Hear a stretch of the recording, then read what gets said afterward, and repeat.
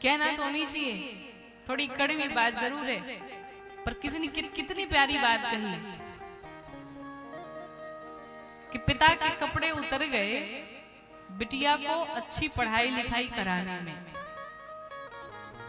पिता के कपड़े उतर गए बेटी को अच्छे से पढ़ाने लिखाने में, और बेटी के कपड़े उतर गए फेसबुक इंस्टा पे फॉलोअर्स बढ़ाने में। यही है आज के संस्कार।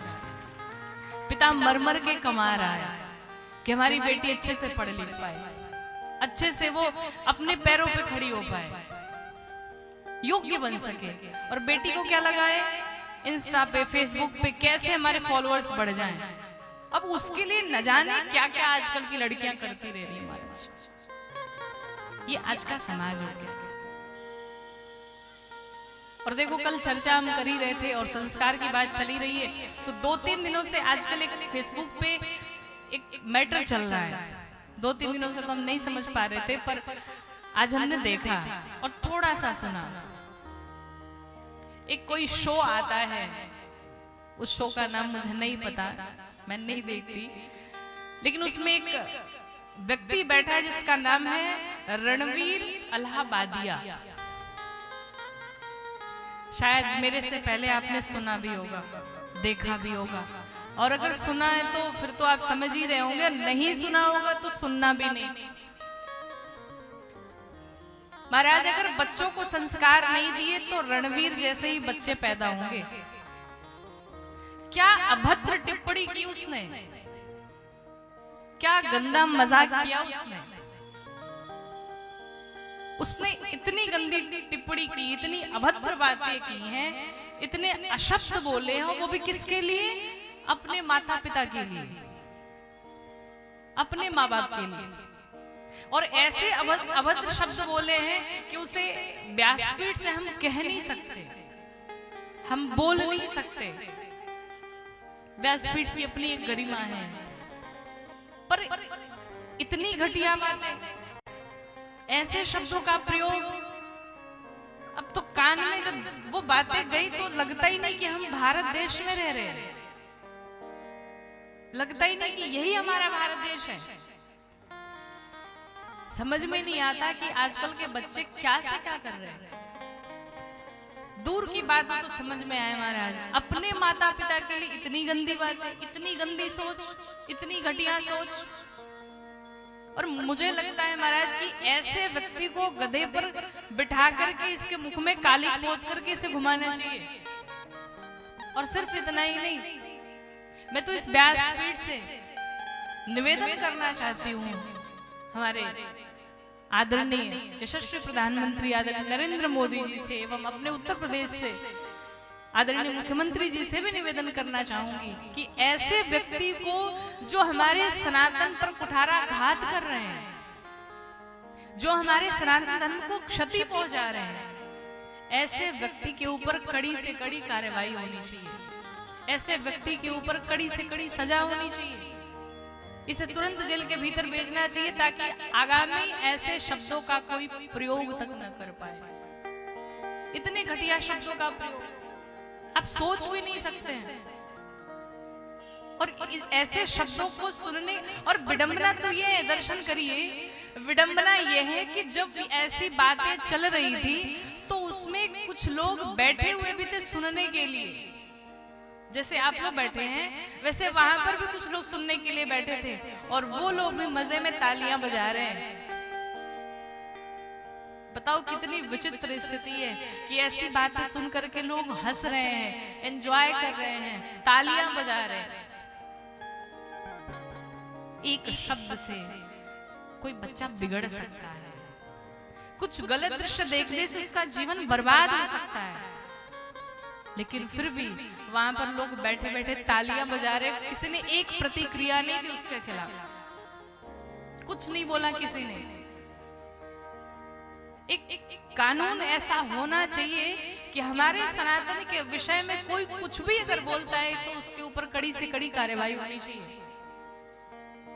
कभी महाराज फिल्मों में हमारे देवी देवताओं को अजीब अजीब तरीके से दिखाने लगते हैं, कभी हमारे संतों पर, कभी हमारे आचार्यों पर मूवी बनती है, न जाने क्या क्या चीजें दिखाई जाती हैं, समाज में परोसा जाता है। ये सब क्या है? कैसे हमारा सनातन धर्म सुरक्षित होगा? और जब बच्चों को संस्कार नहीं देंगे तो ऐसे ही रणबीर जैसे ही कुत्ते पैदा होंगे महाराज, ऐसे ही नालायक पैदा होंगे।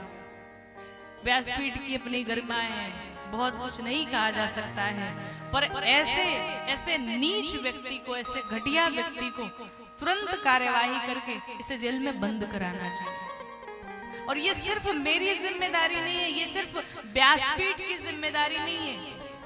अगर आपको लगता है कि आप हिंदुस्तान के हैं, आप भारत देश के हैं, अपने देश हित में, अपने राष्ट्र हित में अगर आप कुछ भी करना चाहते हैं, तो ये हमारी एक एक की जिम्मेदारी बनती है कि सब अपने तरफ से जहां कहीं वो पोस्ट करिए इसे, और सभी मिलकर के मांग करिए कि ऐसे नालायक व्यक्ति को तुरंत कड़ी से कड़ी सजा हो सके। इतने गंदे आदमी को, इतने गंदे व्यक्ति को, ये सबकी जिम्मेदारी बनती है ताकि आगे चल करके ऐसे शब्दों का कोई प्रयोग तक न कर पाए।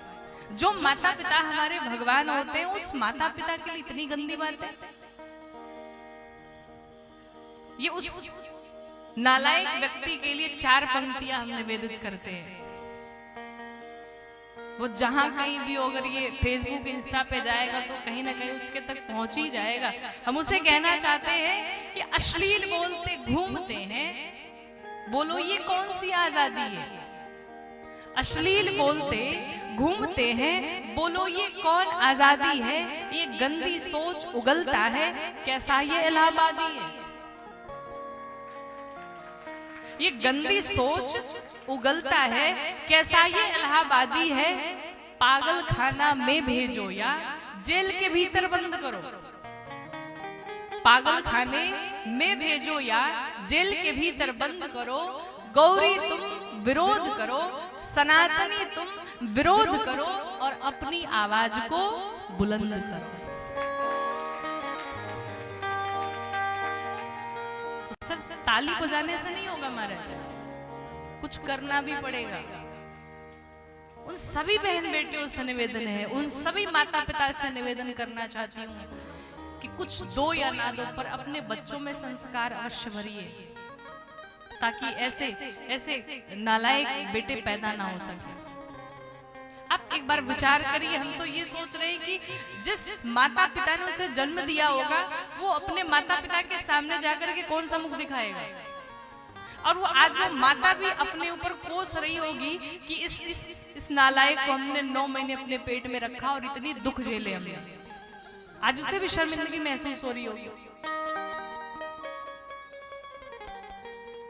तो हमारे इस देश में एक ऐसा सनातन का एक कानून बनना चाहिए कि कुछ भी कोई ऐसा बोले, कोई भी ऐसी बातें करे तो उस पर विरोध हो। पर महाराज आजकल घरों घरों में सीरियल चलते हैं, और उन सीरियलों में ऐसी ऐसी मॉडर्न चीजें दिखाई जाती हैं कि माँ बूढ़ी हो गई है, बच्चे विवाह करने योग्य हुए हैं, और वो बूढ़ी माँ अपना भी विवाह कर रही है, बच्चों का भी विवाह कर रही है। कोई सीरियल हमने देखा, क्या नाम था उसका, अनुपमा। बुढ़िया हो गई और वो विवाह करने चली है, और बच्चों का भी विवाह हो रहा है, माँ भी विवाह कर रही है। अब आप बताओ, जो बच्चे घर परिवार में फैमिली के साथ में बैठ करके उस सीरियल को देखेंगे, उनके दिमाग में क्या जाएगा? वो तो यही सोचेंगे कि भाई ये इसका मतलब कि बुढ़ापे में भी हम विवाह कर सकते हैं, 2-3 विवाह हो सकता है, कोई टेंशन नहीं है।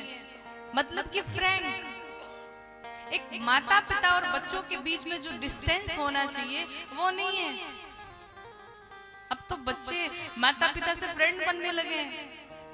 पहले ऐसा नहीं था महाराज, पिता से एक दूरी थी, एक गरिमा थी, एक मर्यादा थी, पर अब ऐसा नहीं है।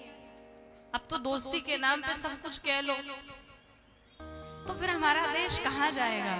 हमारे भारत देश का क्या होगा? ये पाश्चात्य शैलियां कैसे हावी हैं हमारे देश में?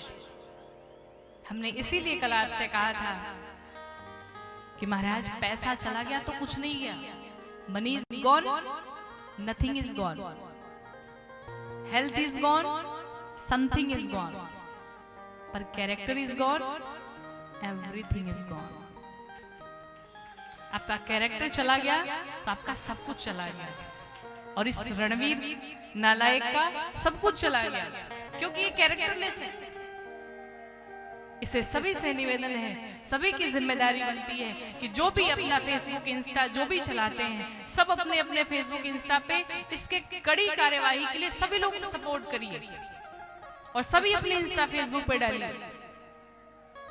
बहन बेटियां अपने इज्जत को बचाएं, अपने माता पिता की इज्जत को बचाएं, अच्छी शिक्षा ग्रहण करें, और कुछ जीवन में ऐसा करें जिससे माता पिता का नाम हो सके, गर्व से कहें कि ये हमारी बेटी है।